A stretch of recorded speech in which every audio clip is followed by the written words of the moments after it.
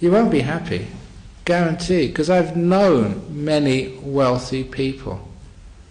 That's part of being a monk. You move at all levels of society. You know, from meeting the Queen of England to going to working with people in prisons and everything in between. So the worst criminal, I mean, remember meeting Ronnie Cray? He's one of the East End gangsters, one of the most notorious criminals. He's probably the most notorious person I've ever met. And Queen Elizabeth is probably the most famous person I've met. And everybody in between. And one thing you notice, that none of those people are really happy because of the situation they're in. So if you're famous, you get famous persons suffering. I'm not famous yet, but I'm well enough known that I do understand what that suffering means. What that suffering means is when you go to airports, people recognize you. Ah, hello, Ajahn Brahm. Actually, there's a problem in meditation. Can I ask you?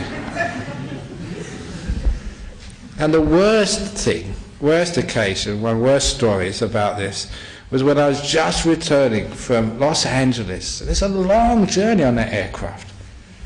And unfortunately, when I fly Singapore Airlines, there's people in the airport who know me and they meet me at the gate. You know, this is in the internal area because they got these little cars, they can go anywhere in the airport. So it's very nice. They go and take me for a cup of tea or a cup of coffee and they start asking questions about their meditation or about Buddhism, about their family life. And gee, that, you know, if you're a counsellor, you've got an office and you can actually have a secretary, have appointments at certain times. For me, that it's any time. And I must admit, at that time I got a bit tired. I think, just can't you leave me alone?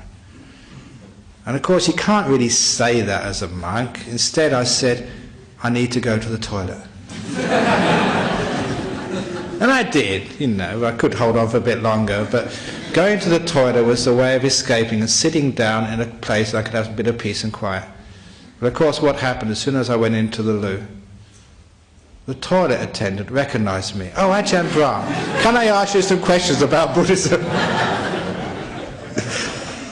But even in the toilet I can't escape.